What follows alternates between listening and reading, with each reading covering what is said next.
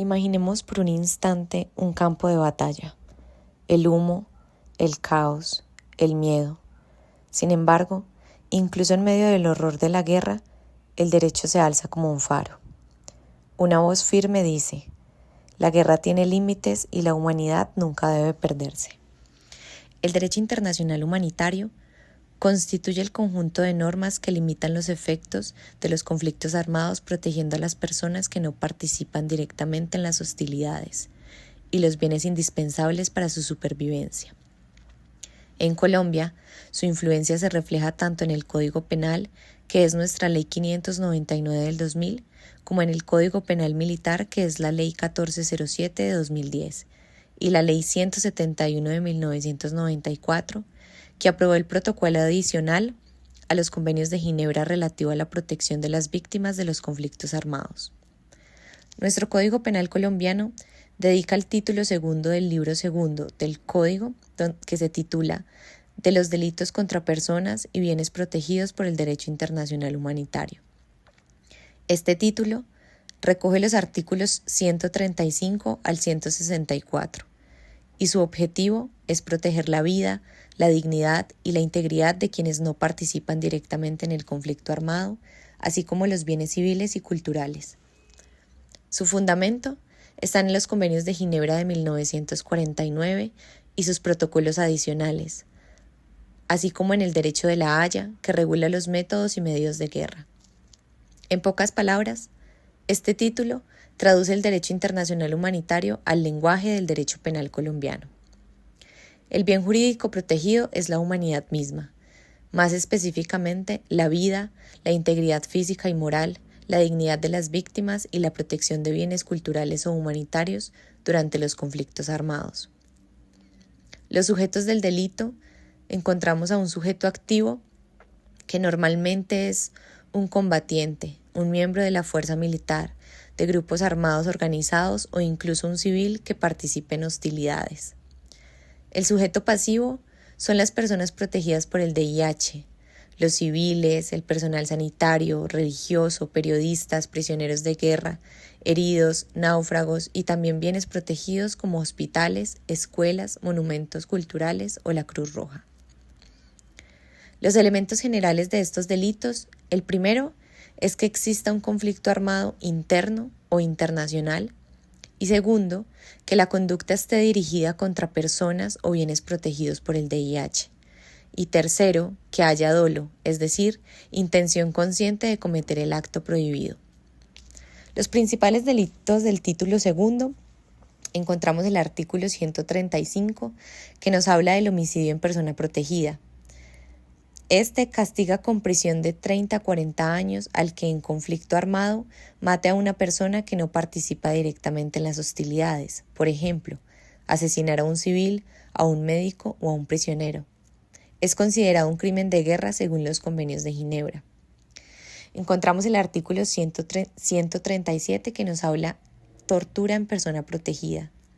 Este artículo penaliza los actos de tortura física o psicológica contra quienes están bajo custodia o fuera de combate. El derecho de Ginebra prohíbe absolutamente la tortura sin excepciones. El artículo 138 nos habla de los tratos crueles, inhumanos o degradantes. Este incluye todo acto que humille o denigre la dignidad humana sin llegar a ser tortura. El artículo 141 nos habla de la violencia sexual en conflicto armado. Este comprende violación, esclavitud sexual, embarazo forzado y otras formas de agresión sexual cometidas durante el conflicto. Este delito fue fortalecido con base en el Estatuto de Roma de la Corte Penal Internacional y es tanto un crimen de guerra como un crimen de lesa humanidad. El artículo 154 nos habla de los ataques a bienes protegidos. Este artículo sanciona el ataque a hospitales, templos, escuelas, monumentos culturales o bienes marcados con emblemas humanitarios como la Cruz Roja o la Media Luna Roja.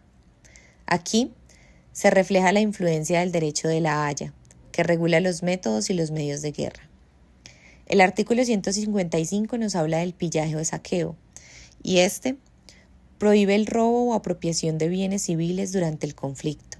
Saquear pueblos o bienes privados durante la guerra es un crimen. El artículo 159 nos habla del desplazamiento forzado. Este artículo penaliza a quien, por medio de violencia o amenazas, obliga a la población civil a abandonar su territorio. Es uno de los delitos más representativos del conflicto armado colombiano. El artículo 162 nos habla del reclutamiento ilícito de menores. Este artículo castiga a quien incorpore o utilice a menores de 18 años en hostilidades. Es un crimen de guerra reconocido internacionalmente. Y encontramos el artículo 164, que es el uso indebido de emblemas o banderas de protección. Este artículo sanciona el uso del emblema de la Cruz Roja, bandera blanca o insignias de protección con fines militares o engañosos. Este delito busca preservar la neutralidad y el respeto humanitario. La relación con el Derecho de Ginebra y de La Haya es que el Derecho de Ginebra se centra en la protección de las víctimas, los heridos, los civiles, los prisioneros, y el Derecho de La Haya regula los medios y los métodos de guerra, la prohibición de ataques a bienes civiles, armas crueles o engaños. Por eso, el título 2 combina ambos enfoques. Castiga los ataques contra personas protegidas y también las formas de combate que violan las normas humanitarias, reconociendo así obligaciones de sancionar los crímenes cometidos con ocasión del conflicto armado interno. De acuerdo a esto, las personas protegidas son todas aquellas personas que no participan directamente de las hostilidades. Según los protocolos y los convenios de Ginebra, se consideran personas protegidas la población civil. Esto incluye familias, niños, niñas y adolescentes, los enfermos, los heridos, los capturados, los que han sido puestos fuera de combate y aquellas personas que se han rendido. También encontramos al personal médico, enfermeros, personal humanitario, personal sanitario y religioso, periodistas y comunicadores, siempre que no participen directamente del conflicto. En cuanto a los bienes protegidos por el derecho internacional humanitario, son aquellos bienes que no deben ser objeto de ataque y que contribuyen a la protección y bienestar de la población civil. Dentro de estos encontramos los bienes indispensables para la supervivencia, que incluyen cultivos, ganado, agua potable, fuentes hídricas, sistemas de riego, alimentos, incluyendo también todo medicamento necesario para la salud. El DIH protege bienes cuya destrucción afecta directamente la supervivencia de la población civil. Los convenios de La Haya de 1899 y 1907 fueron los primeros en establecer la protección de los bienes culturales, prohibiendo su destrucción o saqueo. Posteriormente, los protocolos adicionales de 1977 reforzaron estas normas, especialmente el artículo 14 del Protocolo 2. Estos principios se reflejan en los artículos 157 al 159 del Código Penal colombiano que sanciona la destrucción de estos bienes. Ahora, nuestro Código Penal militar, que es la Ley 1407 de 2010, regula los delitos cometidos por los miembros de la fuerza pública en ejercicio de sus funciones. Sin embargo, su artículo 3 establece un límite fundamental que nos dice: no serán de conocimiento de la jurisdicción penal militar las conductas punibles que constituyan violaciones manifiestas al derecho internacional humanitario o a los derechos humanos.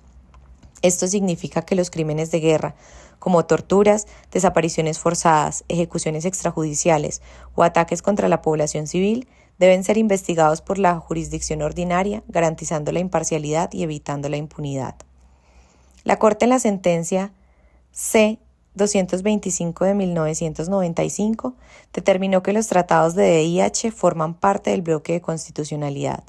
Por lo tanto, obligan a todas las autoridades del Estado, incluyendo las militares. El Código Penal y el Código Penal Militar reflejan el compromiso de Colombia con el derecho internacional humanitario y junto con las normas de los convenios de Ginebra y de La Haya, ambos cuerpos normativos buscan garantizar que incluso en la guerra prevalezca la humanidad, la dignidad y la responsabilidad penal individual.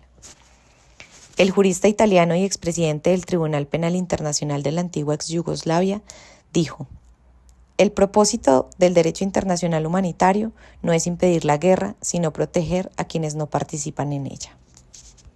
Antonio Cassese. Muchas gracias por ver y por escuchar.